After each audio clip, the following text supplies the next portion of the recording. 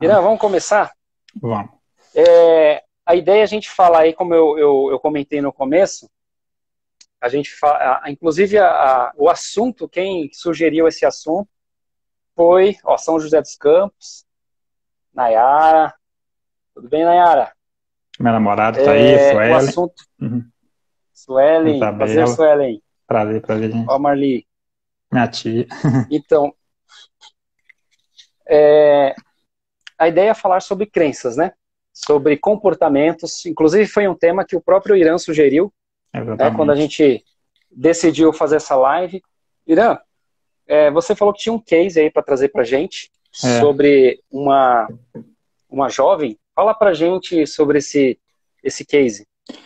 Então, vamos lá, galera. Como o Alex deu uma introdução aí, só queria reafirmar o intuito da gente fazer essa primeira live sobre finanças comportamentais, sobre a parte comportamental da gente, é porque é aqui onde tudo começa, na nossa mente. Se a gente não trabalhar primeiro, antes de tudo, antes dos números, antes das planilhas, antes de todo o planejamento financeiro em si, a gente tem que trabalhar primeiro a nossa cabeça, né? É como se você, por exemplo, se você quisesse entrar direto nos números, entrasse direto na organização, nos investimentos, vamos colocar assim, é como se você quisesse entrar numa faculdade e pular um ensino médio.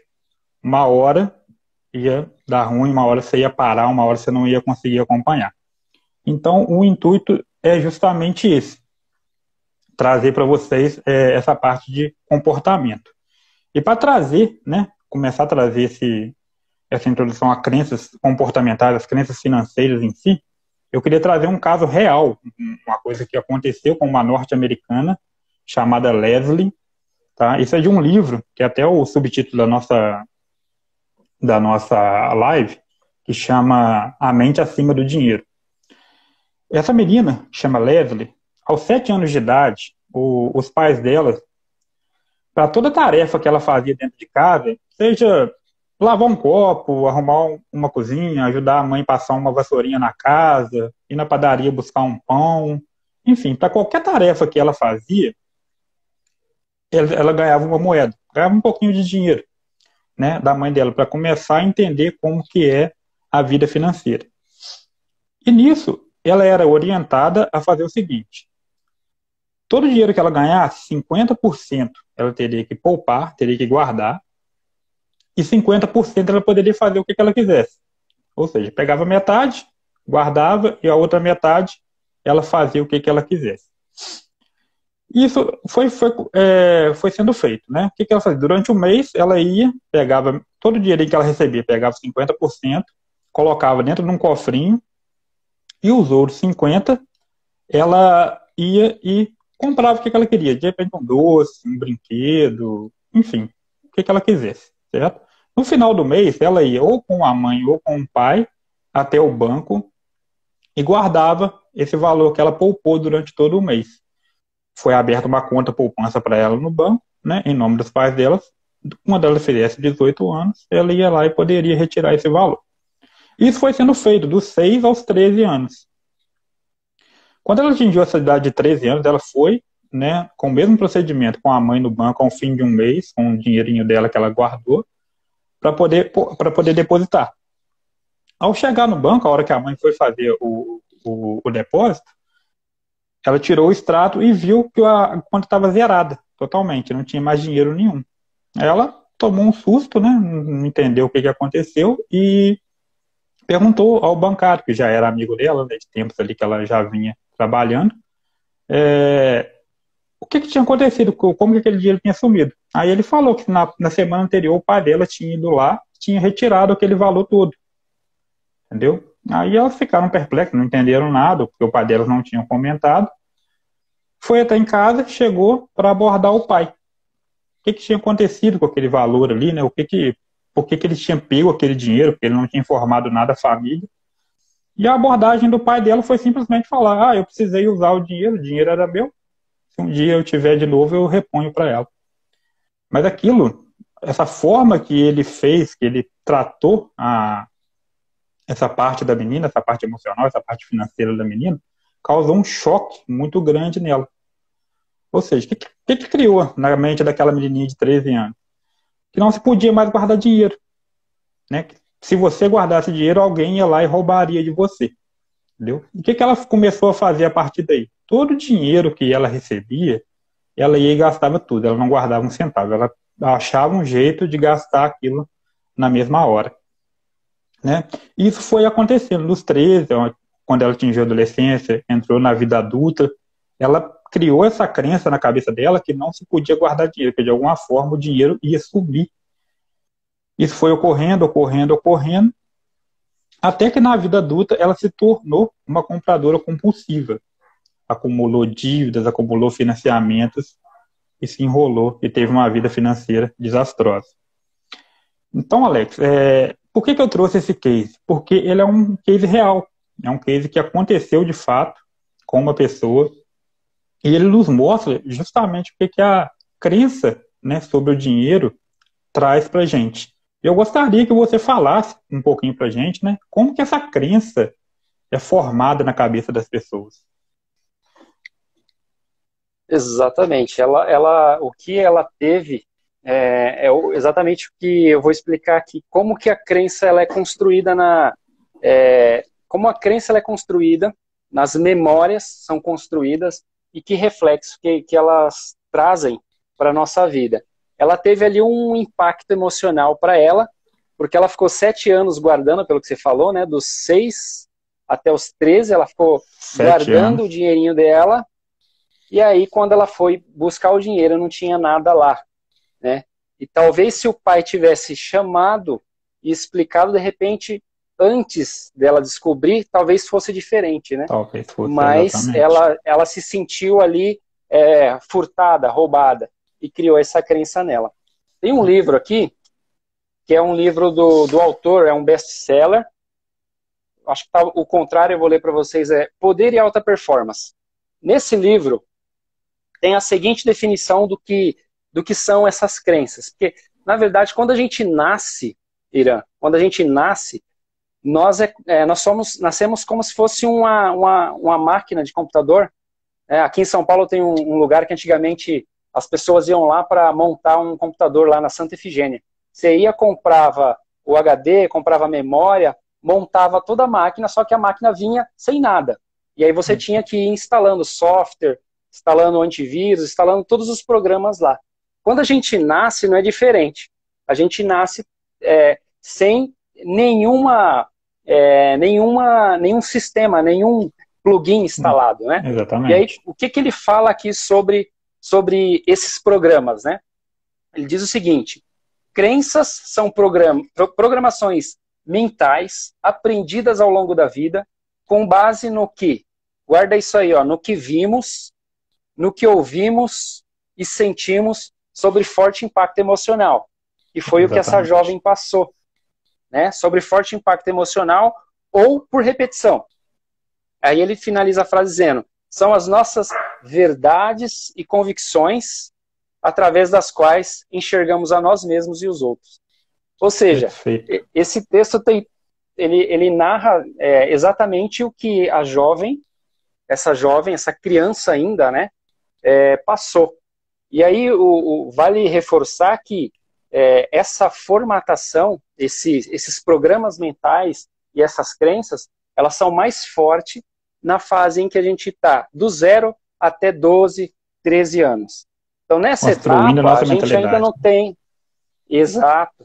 A gente não tem aquela cognição, aquele julgamento, né? Então, se alguém vem e fala alguma coisa, ou se eu passo por alguma situação, eu não tenho um cognitivo necessário para fazer uma análise e dizer se é verdade ou não é. E aí, nessa fase, o que as pessoas dizem que você é, você acredita, porque você é uma criança. As pessoas falarem que você é incapaz, você vai acreditar que você é incapaz. E aí isso vai gerando crenças. Veja, no texto ele fala assim: seja por um forte impacto emocional, que foi o que essa jovem teve, né? Depois ela chegar lá na conta dela e ver que ela tinha perdido tudo que ela guardou ao longo de 7 anos, né? E 7 anos não é pouco tempo, né? Mas poderia ter acontecido se um processo repetitivo fosse acontecendo ao longo da vida dela. Então isso pode criar uma crença também.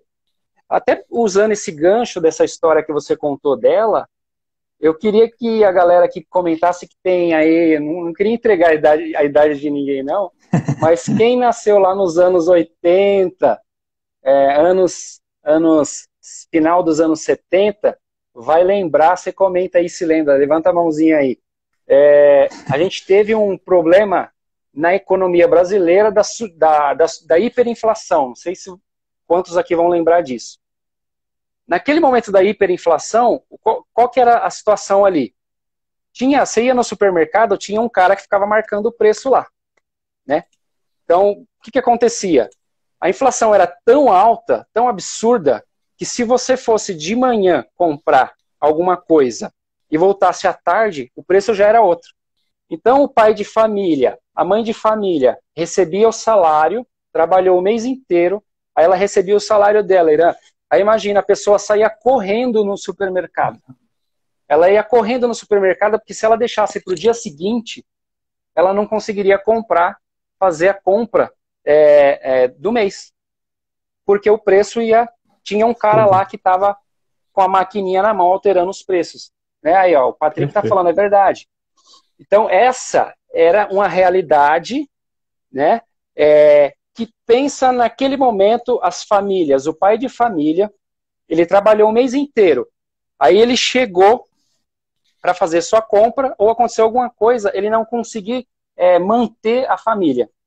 Então, o que criou naquele momento ali, naquele momento na economia, uma crença que, cara, se eu guardar esse dinheiro e deixar para usar depois, eu não vou conseguir comprar as coisas. A Nayara está falando que é dessa época. Então, o pai dela comentava, né? O pai dela comentava. Exatamente. Então, assim, criou uma crença de que você tinha que pegar o teu salário e sair gastando. Exatamente. Trabalhava no comércio, a Marli, falando aí, né? Exatamente. Então, o pessoal que viveu essa época aí mesmo sabe como que foi. Então você pensa, Irã, você tá com o teu salário e você não sabia se no dia seguinte você ia conseguir honrar com as tuas contas. Então, o que essa geração viveu e os filhos dessa geração viveu foi uma questão ali de, olha, eu tenho que gastar o meu dinheiro logo, porque senão eu não consigo comprar as coisas que eu preciso. Então, é um impacto emocional forte que aquela geração viveu, né, que os meus pais viveram. Eu era criança, eu não tenho assim, eu lembro dessa questão da marcação de preço, mas eu não lembro assim, é mais pela história do que pela vivência. Só que eu acho que alguns aqui vão lembrar um pouquinho depois. O Wilson também falou, eu vivi isso, era uma loucura. Um outro acontecimento foi no início dos anos 90. O que aconteceu no início dos anos 90? Nós tínhamos o então presidente Fernando Collor, que ele veio e se apossou ali, né, da poupança dos brasileiros. Então vamos imaginar o seguinte, você estava lá prestes a fazer uma viagem, tudo pronto, às vezes a mala estava lá no carro e o dinheiro estava lá. Aí você acordou e você já não poderia mais fazer aquela viagem, ou você não poderia mais fazer aquela cirurgia que era importante na sua família, né? Talvez você não poderia pagar a casa ou quitar os bens que você tinha programado, ou fazer aquela viagem dos sonhos. O que aconteceu de novo poucos anos depois?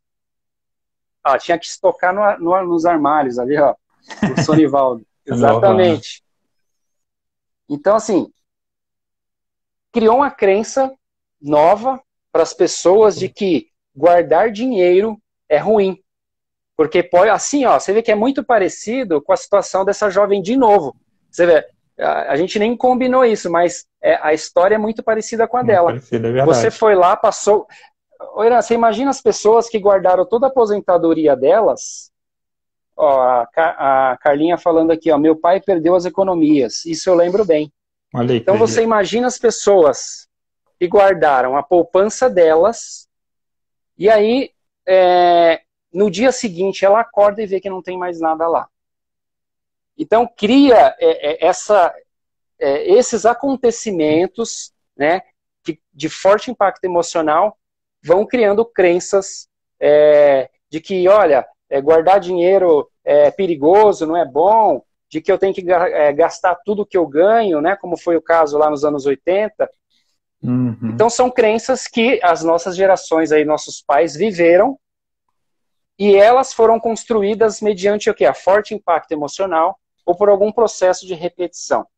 Exatamente. E aí, como que eu tenho aqui, é uma pena que eu não consigo projetar para vocês, mas tem uma matriz aqui nesse livro, ele vai estar ao contrário aí para vocês, ó. É uma matriz, é a matriz de crenças. Então, como é que ela acontece, Irã? Ela começa através da minha comunicação. Então, eu comunico algo. Então, vamos imaginar assim que eu estou indo para uma entrevista. Vou lá arrumar um emprego, eu estou desempregado. Aí eu vou lá para a entrevista arrumar um emprego. A minha postura, ela está dando uma comunicação. Então, de repente, eu estou vendo as pessoas interagindo, aí você começa a olhar, pô, aquele cara ali eu acho que é bom. Ixi, aquela outra pessoa ali é bom. Aí você já começa a transmitir no seu corpo, a sua comunicação, ela começa a transmitir algo.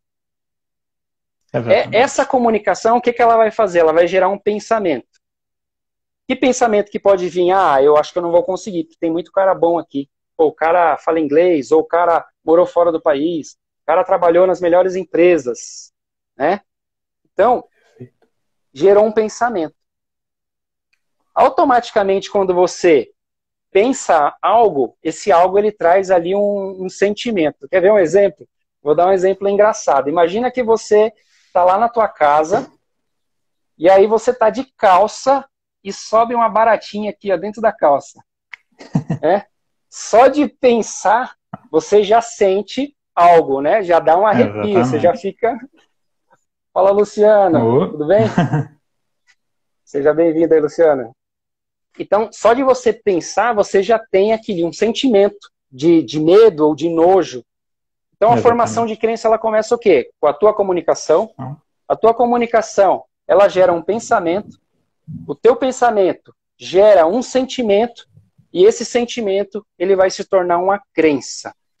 Então, vamos imaginar que lá naquela entrevista que eu comentei agora há pouco, você achava que as outras pessoas eram melhores que você, que todo mundo que estava ali tinha mais capacidade que você. Então, a tua crença ali é uma crença de que você não é capaz. É uma crença de incapacidade. Então, vocês veem a importância que até agora a gente não falou de dinheiro, né? A gente só contou da história ali, de algumas coisas. Mas por quê? A nossa mente é que comanda, é o que você sugeriu para o tema. A nossa mente, ela precisa estar acima do dinheiro. Exatamente. Porque a nossa mente é ela que vai comandar. Então, Irã, vou passar uma bola aqui para você. Aqui eu estou falando com relação a essas crenças, né? Uhum. Só que existem outras formas também que a gente pode criar crenças, né? E eu imagino que você já deve ter tido algumas crenças, como essas que eu falei, são crenças assim limitantes, né? Crenças que impedem você de prosperar, de alcançar ou de crescer. Comenta aí 2 crenças que você superou. Você falou que passou por todo esse processo aí de crescimento. Sim. Comenta com a gente aí 2 crenças que você superou. Boa, Alex. Então, pessoal, vamos lá. É importante, só para concluir o assunto, é importante salientar também que não é só relacionado ao dinheiro que as crenças acontecem, né? Vamos dar um exemplo.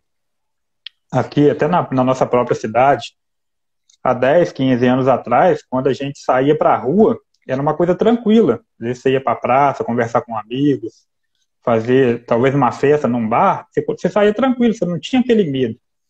Hoje em dia, você já não consegue mais sair aqui sem ter um receio na cabeça que alguém pode te parar, alguém pode te assaltar, entendeu?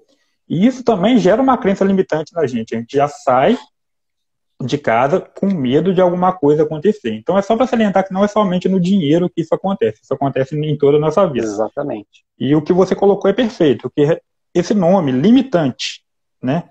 ele limita alguma coisa, ou seja, ele te impede de prosperar naquele determinado ponto, naquele determinado assunto, certo? E falando de mim, né, do que eu superei nesses últimos tempos aí, sobre crenças limitantes, como a gente está falando de dinheiro, eu vou trazer referente ao dinheiro mesmo. É uma crença que eu tinha, que foi até construída por parte da minha família, é que o dinheiro é a raiz de todo mal. Ou seja, a pessoa que tem muito dinheiro é aquela pessoa que vai ser mesquinha, que vai se achar melhor que os outros, que vai tratar todo mundo com indiferença, que vai realmente ser aquela pessoa ruim.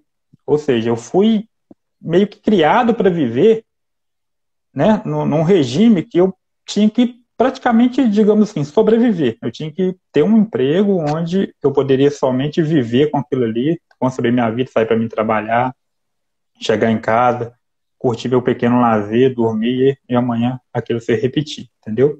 Então eu fui, né, levado a acreditar que quem realmente enriquecesse, que tivesse uma renda, um poder aquisitivo muito forte, se tornaria uma pessoa ruim, certo? E eu quebrei essa crença na minha vida. E eu quero explicar como que eu quebrei, porque é importante a gente entender também como que a gente quebra uma crença, certo? Então, cada um de vocês aqui deve ter uma crença limitante referente a alguma coisa. Então, um exemplo da minha vida, de como eu quebrei essa crença, talvez vocês consigam aplicar na vida de vocês, nas crenças que vocês têm. Como que eu quebrei essa crença de que o dinheiro é a raiz de todo mal? Eu comecei a conviver com pessoas que tinham um poder autoaquisitivo, né? Comecei a seguir, conhecer pessoas que tinham esse poder, que eram realmente pessoas, que são realmente pessoas ricas financeiramente, mas são pessoas de excelente caráter. São pessoas que não utilizam o dinheiro para se achar melhor que os outros. São pessoas que têm o pilar, né? A gente talvez até um assunto para uma próxima live, o pilar da doação, né? O que é a doação em si? A doação é quando você se enche de alguma coisa e aquilo transborda em você. Seja o que for, entendeu? E no dinheiro é a mesma coisa. Quando você tem tanto dinheiro que realmente aquilo já é o suficiente para você ter o padrão de vida que você deseja ter e aquilo ultrapassou, o que você faz? Você pega aquele montante e doa para as pessoas que ainda não atingiram, para pessoas que necessitam, né, dessa ajuda.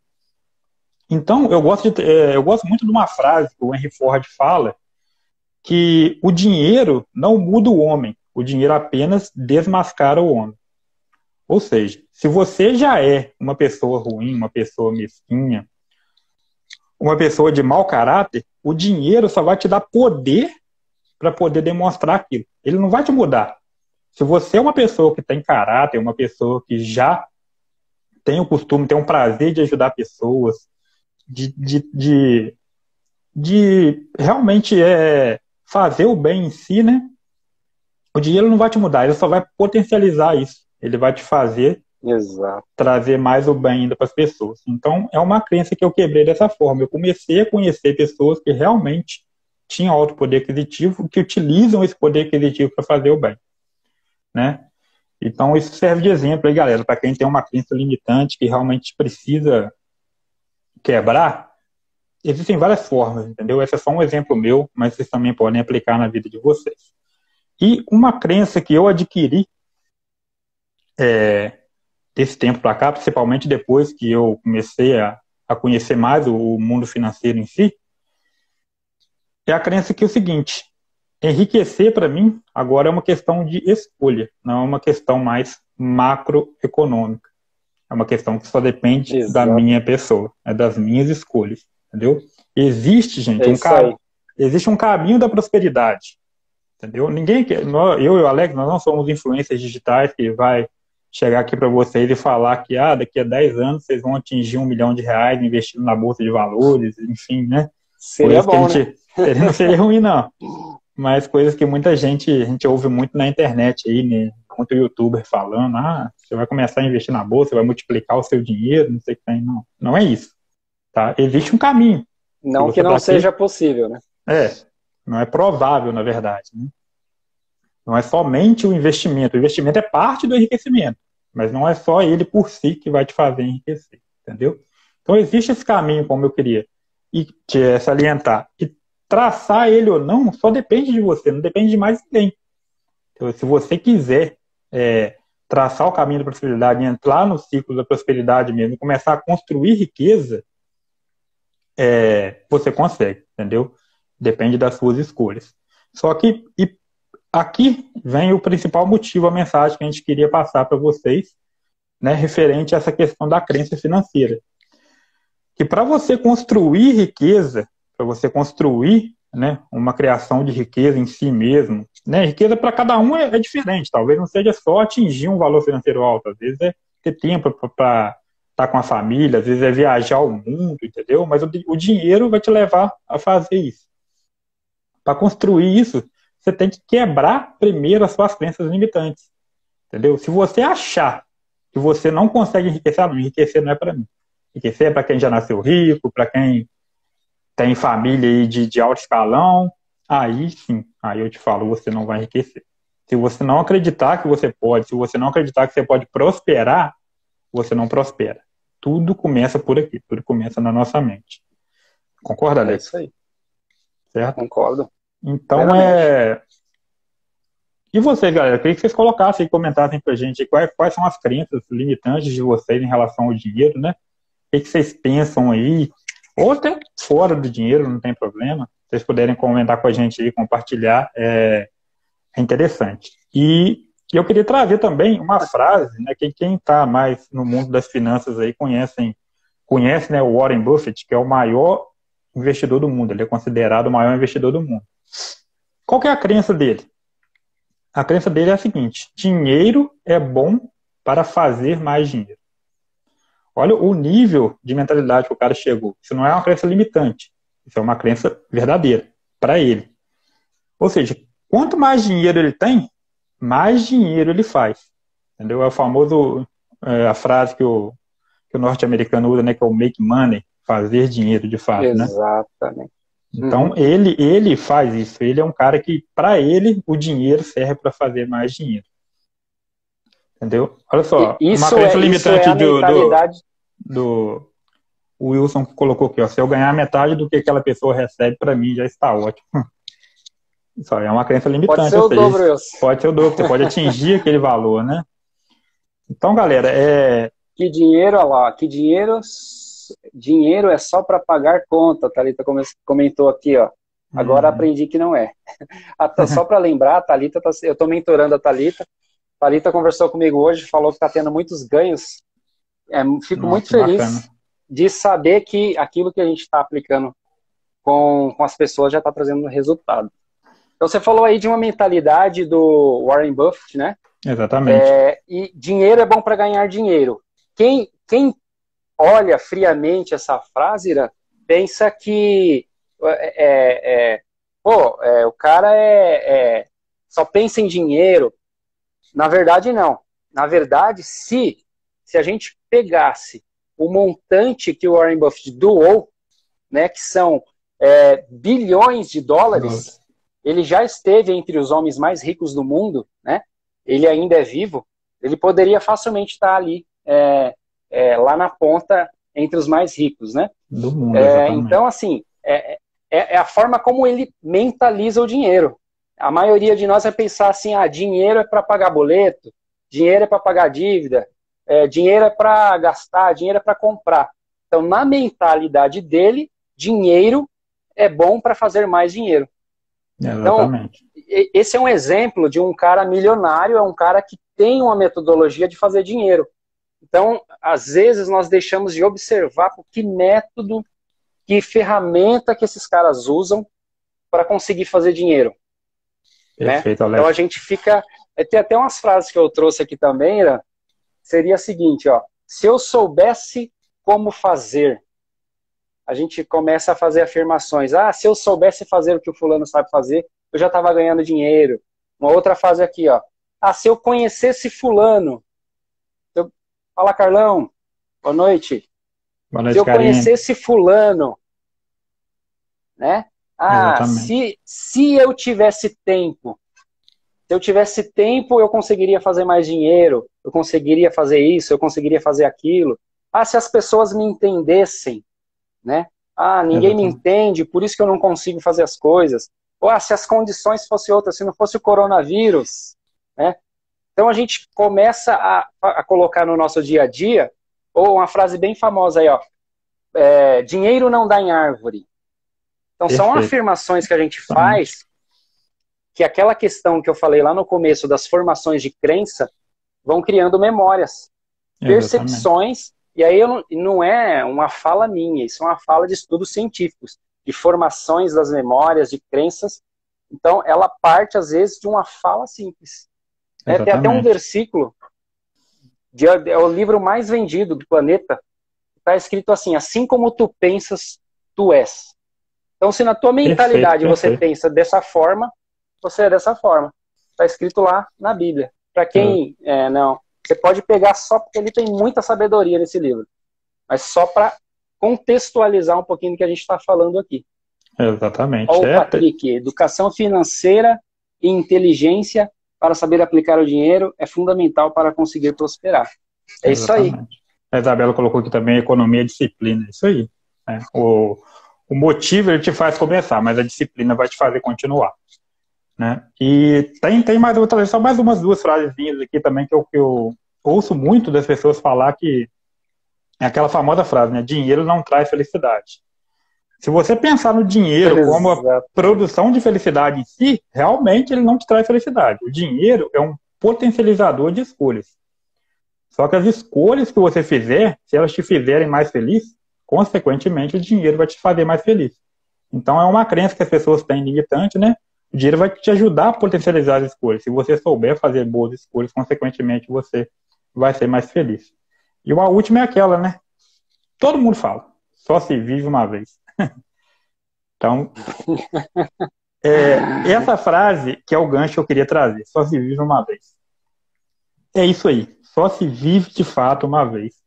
Então, se você passa na rua, você tem aquele carro dos sonhos que você olha assim, cara, nunca vou ter isso aí. Não, você vai. Se você colocar na cabeça que você vai chegar lá naquele carro, você vai conseguir.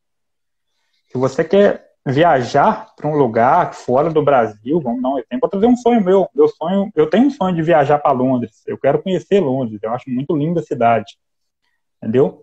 E se eu colocasse na minha cabeça que eu nunca vou conseguir ir, é muito caro, eu não é para o meu padrão de vida, eu nunca ia ir lá. Eu ia chegar ao fim da vida sem conhecer a cidade, que é um sonho meu, entendeu? Então eu vou conhecer Londres, eu já tenho uma data para conhecer Londres, eu já tenho um planejamento para conhecer Londres. Por quê? Porque eu rompi a crença que eu não poderia chegar até lá, e sim eu posso. Então, se vocês que estão com a gente aí hoje, tem um sonho, alguma coisa, tipo assim, um objetivo na vida, acredita nele, acredita que aquilo pode se tornar real, entendeu? É aí que é o primeiro passo, é aí que começa a construção, né, desse objetivo, é aí que você vai chegar, aí que você vai começar a dar o primeiro passo para chegar até ele. É claro que é um caminho longo, dependendo do objetivo que for, mas ele é plausível e ele pode ser alcançado. Certo, Alex? Exatamente. Poeira, a gente está falando aqui de. Deixa eu ver o que o pessoal está comentando aqui, ó. O Patrick, ó, deveria aprender a disciplina e educação financeira, já tinha lido isso aqui, né? Sonhos e objetivos, a Carlinha. Isso aí. Irã, a gente está falando aqui sobre afirmações, né? Que essas afirmações elas criam crenças. Você mudou uma crença sua que você se achava incapaz de realizar coisas fortes. O Adenir Exatamente. aqui, ó, foco, força e fé. Isso É aí. tudo na mentalidade, né? Tudo começa Você aqui. quebrou uma crença de que você era incapaz, mudou os hábitos, mudou a forma de agir e você criou novas crenças e a partir da nova crença você se vê capaz. Então, quando você muda essa questão da crença, de você se ver capaz, ali muda tudo. Já não Exatamente. tem mais obstáculo para você. Obstáculo, e aí você, o que você falou, você vai usar o teu sonho como uma alavanca, como algo que vai te proporcionar energia para você conseguir atingir os objetivos. Agora, a gente estava falando das frases, eu lembrei aqui da questão do perfil financeiro, que esse também, até gostaria que você explicasse para o pessoal, antes de falar o primeiro perfil aí financeiro, a importância de se ter de se conhecer isso. Aí eu queria que você fizesse o link lá com aquela... Como que era o nome da personagem do livro lá, do caso real? O case que eu trouxe, da Leslie? Isso. É Leslie? Leslie. Uhum. Aí eu queria que você fizesse um link com o perfil dela, falando qual que seria o perfil dela. Aí eu queria que a galera fosse comentando também, quem se identificar com o perfil que a gente vai falando aqui, para vocês comentarem aí pra gente. Então, vamos lá, galera. Perfil comportamental ou perfil financeiro, né, como o Alex citou aí. O que é isso? É uma tendência que você tem a seguir um determinado caminho em um determinado tipo de situação, de assunto em si. Como a gente está falando de finanças, né? É a tendência que você tem de lidar com as finanças na sua vida.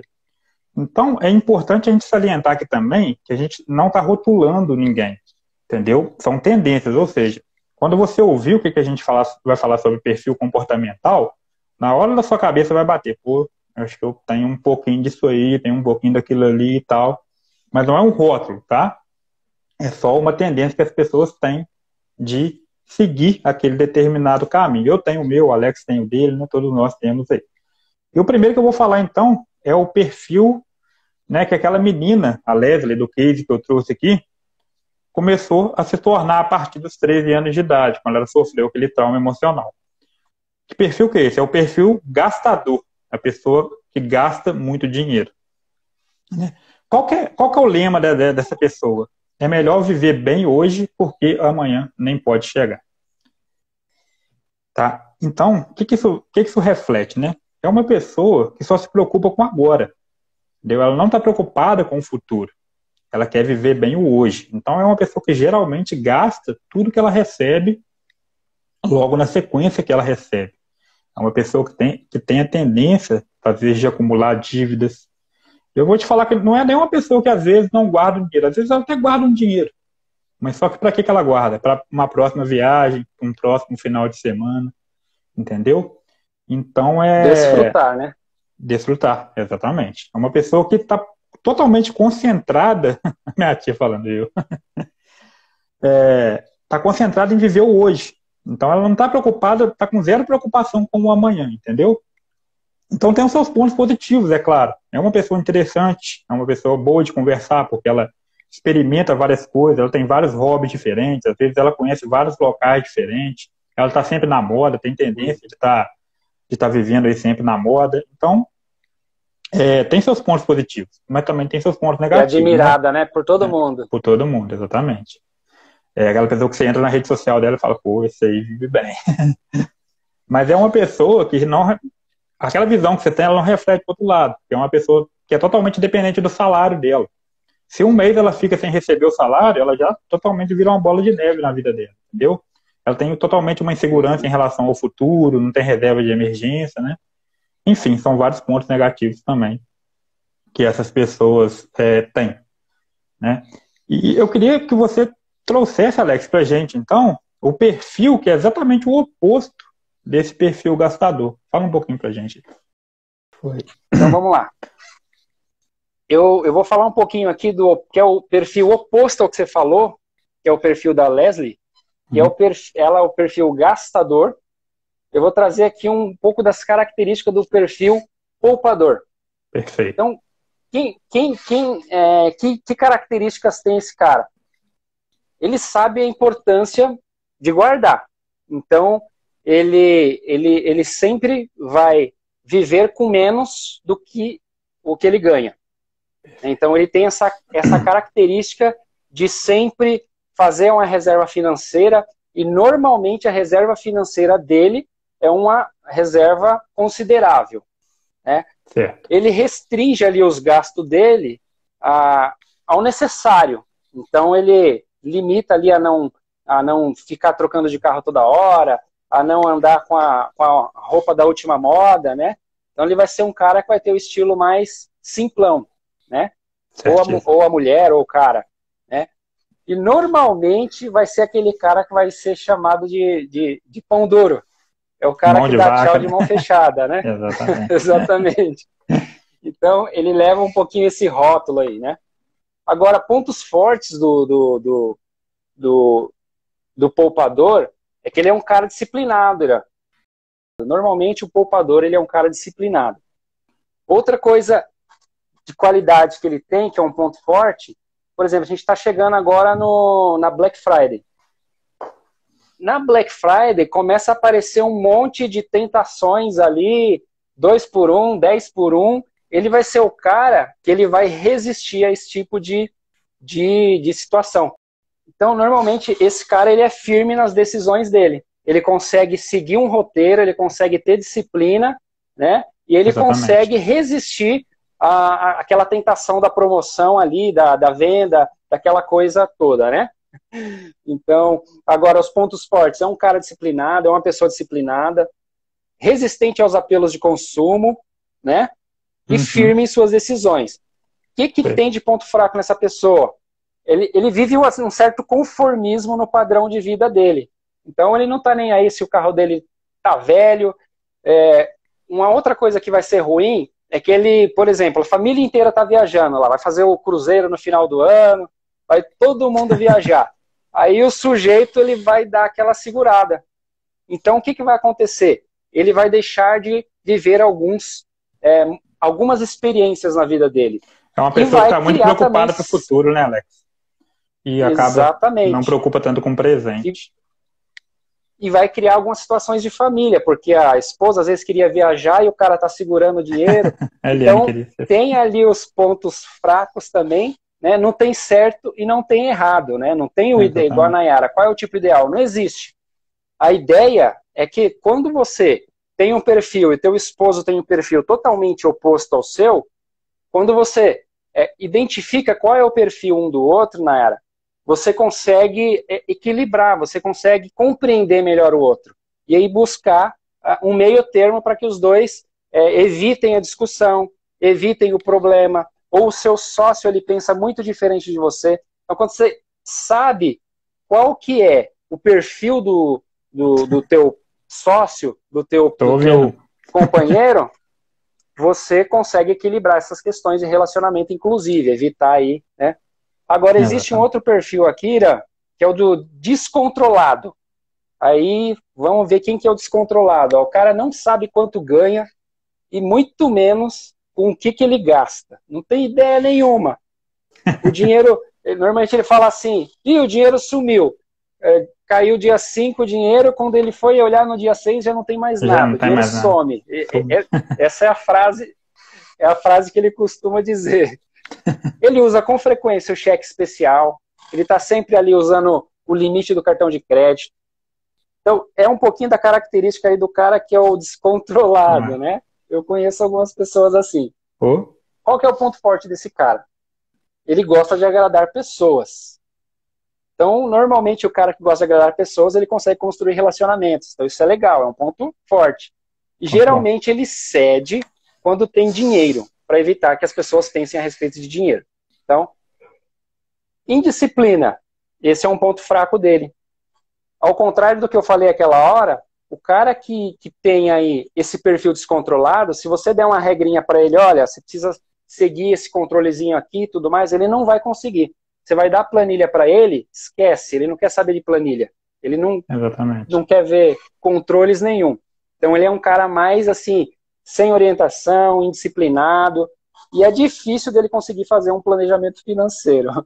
A Eliane, ó, eu sou aquela, o caixão não tem gaveta. Então esse é o perfil do descontrolado. Só que, Irã, antes de falar qual é o seu perfil, que eu acho que eu sei qual que é o teu perfil, o passarinho me contou, eu queria falar um último aqui. Fala aí. É o perfil do cara que é o desligado.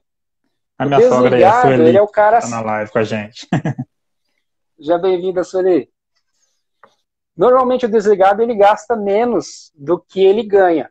Só que o problema é que ele não sabe nem quanto que ele ganha, na verdade, quanto ele gasta. Né? É o cara que... Então ele não se... Totalmente desligado mesmo das finanças, né? Exatamente. ele até poupa ali quando sobra alguma coisa, mas tem um problema. Se ele receber aquele PLzinho, ele não vai guardar aquele mérito ou aquela premiação. Ele vai sair torrando, ele vai sair para viajar, ele vai trocar o carro. E uma outra característica dele é o seguinte, Irã, ele deu vontade de trocar o carro dele, se ele tiver dinheiro, ele vai lá e troca. Só que se ele não tiver, ele vai lá e troca também. Ele vai e mete um financiamento, ele parcela tudo, ele não está nem aí. Então, um pouquinho da característica aí. Qual que é o ponto forte desse cara? Ele tem folga financeira, porque ele consegue poupar de vez em quando. Então, esse cara, de vez em quando, ele vai poupar, ele vai reduzir os gastos, né? Então, ele consegue fazer isso. Só que ele tem dificuldade de fazer um planejamento. Então, aí atrapalha um pouco, né? Se você não tem planejamento na vida financeira, complica bastante. E que pontos fracos esse cara tem? Ele não tem disciplina. Ele não adianta dar um roteiro para ele financeiro, ele não vai seguir esse roteiro, né? Então, quem já descobriu aí que o marido ou a esposa tem esse perfil, nem adianta deixar ele controlar as finanças. É melhor ver o perfil do outro para ver quem tem mais essa disciplina. A Gilmara, meu marido. A Marilé colocou algo interessante também, que acho que a grande dificuldade em guardar dinheiro é em não saber como usá-lo depois. Isso traz desmotivação em guardar dinheiro. Exatamente. Se você não tem um planejamento, né, um objetivo para aquele valor, você não tem um sentido para guardar, certo? Então é como se você... como é que fala? Você quer alcançar, você não sabe o que você quer alcançar. Então, por que eu vou guardar dinheiro se eu não sei aonde eu quero chegar? Então, justamente, é muito importante essa colocação que ela fez aí. É sempre importante você ter um destino para esse valor. A nossa live está quase acabando aqui, falta poucos minutinhos. Fala qual que é o teu perfil para a galera aí, que é o último perfil que falta aqui. Então, galera, falar do último perfil aqui, que é o que eu me enquadro, né? Não sei como é que o Alex descobriu isso aí, não. Talvez seja até pela convivência. Que é o perfil financista. Quem que é o cara financista? É o cara que tem controle de tudo. Ele tem a vida inteira dele numa planilha. Ele sabe o quanto que ele ganha, ele sabe o quanto que ele gasta, ele sabe quanto que ele vai ter daqui a 5 anos, ele projeta quanto que ele vai ter daqui a 10 anos. Ele é o cara que tem um controle de tudo. Ele sabe o que ele pode gastar durante o mês, ele sabe tudo que ele pode fazer da vida financeira dele, ele tem esse controle. Certo? Na maioria das vezes é um cara que entende de investimento, ele sabe fazer boas escolhas. Não é aquele cara que vai sempre poupar, é um cara que, tipo assim, vai aparecer uma promoção, ele vai aproveitar. É um cara que antes de fazer uma compra, ele vai pesquisar em 5, 10 sites diferentes para ver o melhor preço, a melhor condição de pagamento. Então, enfim, são vários pontos que tem o financista. E todo mundo acha, a Isabela falou, minha mãe, exatamente, essa aí. A mãe dela é minha gerente, ela é bem financista mesmo. Ela é gerente do nosso, como é que fala? Do nosso financeiro lá. Legal. E concluindo, nem sempre, galera, a pessoa acha que o financista é o melhor perfil. É como a gente falou, não existe um melhor perfil. Né? Também tem os pontos fracos do financista, né? Às vezes é uma coisa que eu tenho dificuldade de fazer. Eu sou tão controlado que eu fico ansioso para poder trabalhar na planilha, para poder, se eu pego o meu cartão de crédito e compro alguma coisa, eu quero chegar em casa logo e lançar aquilo ali para mim não me perder, para mim saber quanto que eu posso chegar no final de semana, quanto que eu posso gastar. Isso é um ponto que às vezes eu deixo de produzir para estar... E ela tá do lado, Rose, não me mata amanhã não, tá? Mas é justamente isso, entendeu? Então, isso também gera... O financista tem uma dificuldade de trazer a família junto com os planos, entendeu? Às vezes você está muito focado... Ele é muito preso no controle, né? No controle. Às vezes ele deixa até de comprar algo ou de viver algo porque não, vai sair do meu controlezinho. Exatamente, entendeu? Então tem isso aí. Então, o que é o ideal, né, a ser feito? É criar uma harmonia. É tentar, né, puxar os pontos fortes de cada perfil e criar uma harmonia. Explorar, né, o seu perfil de acordo com o objetivo que você quer alcançar e ver como que aquilo ali se melhor enquadra. Certo, Alex? Então, para finalizar aqui, gente, com vocês, eu queria deixar claro aqui que o seguinte, né? Como que é o trabalho nosso aí de consultoria, de educação financeira em si, né? Eu costumo falar para os meus clientes que a gente é como se fosse o GPS da vida deles, entendeu? Você está num ponto, você quer chegar num outro. Se você não sabe como chegar lá, você vai fazer isso aqui. Dar 10 voltas, 20 voltas, perder tempo, perder dinheiro, até chegar no ponto. E às vezes, na verdade, muitas vezes você não vai nem conseguir chegar, entendeu? O nosso objetivo é realmente traçar a linha mais tênue, mais reta possível para você atingir aquele ponto, entendeu? Então, o nosso objetivo é realmente realizar pegar os planos, né? justamente, pegar na mão de vocês e ajudar a deslanchar, a prosperar, a alcançar os objetivos e sonhos de vocês. Certo? Exatamente. Antes de finalizar, falta poucos segundos aqui para finalizar. Um dos papéis aqui, ó, educação financeira é todo dia. Todo dia. Então, todo dia você toma decisão. Então, todo dia você faz escolha, né? Todo dia você precisa definir algo relacionado à tua vida financeira. Então, você tendo o controle das finanças, você tem o poder de tomar as melhores decisões. Você tem o poder de fazer as escolhas mais inteligentes. Então, esse é o recado que a gente gostaria de trazer para vocês. Tomar muito cuidado com as frases, com as crenças que a gente vem alimentando no nosso dia a dia, né, que foi o nosso comportamento que vai ditar os nossos resultados financeiros na nossa vida, para planejar os nossos sonhos, para planejar aí os nossos objetivos.